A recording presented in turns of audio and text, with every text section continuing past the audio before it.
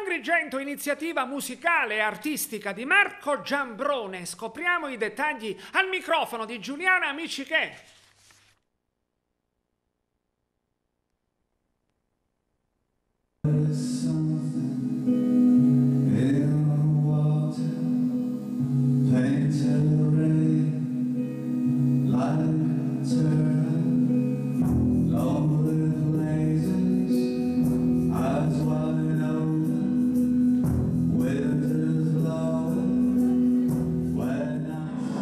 Marco Giambrone, ideatore e creatore di Silent Carnival. Parliamo un po' del progetto. Come nascono i Silent Carnival? Il progetto nasce nel 2012, dopo altre esperienze musicali che avevo avuto in precedenza. Ho iniziato a scrivere della musica per per un nuovo progetto. Ancora non sapevo bene cosa esattamente, dove mi avrebbe portato, e quindi sì, nasce in quel periodo. Da lì ho iniziato a mettere su delle canzoni nuove e successivamente ho avuto modo di suonare queste prime canzoni accompagnando un'artista americana che si chiama Carla Bozulich, e da lì poi sono nate altre canzoni. Sono riuscito a mettere su 8-9 pezzi e in seguito nel 2013 ho iniziato a registrare il primo disco. In merito a Somewhere, l'ultimo singolo, che novità sono contenute all'interno di Somewhere? Novità, ci sono nuovi strumenti, un approccio un po' diverso rispetto ai dischi precedenti.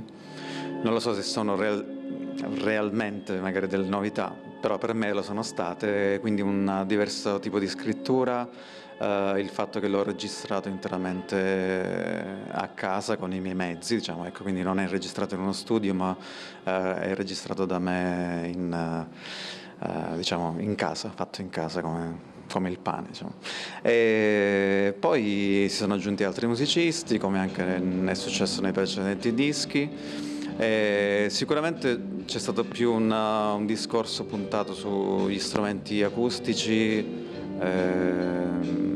sull'aggiungere nuovi registri, alle cose che già erano contenute nei precedenti dischi.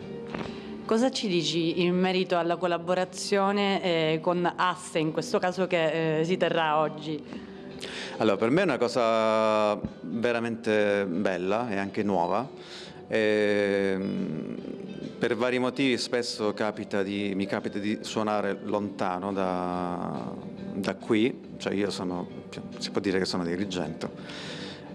Quindi il fatto che ci sia una realtà nuova,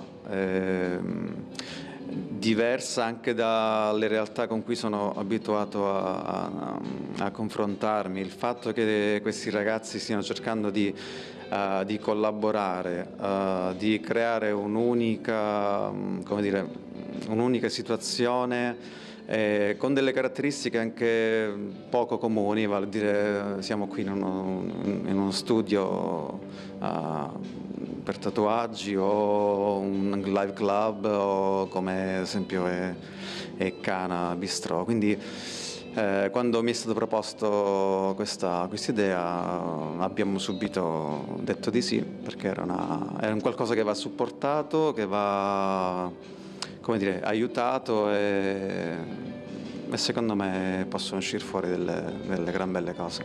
Come pensi debba rapportarsi un artista ad oggi in quello che è il mercato musicale odierno? Io non so se c'è un mercato musicale, credo di no. Un artista può solo cercare di essere più coerente possibile con se stesso, cercare di portare avanti un discorso musicale sincero, ecco.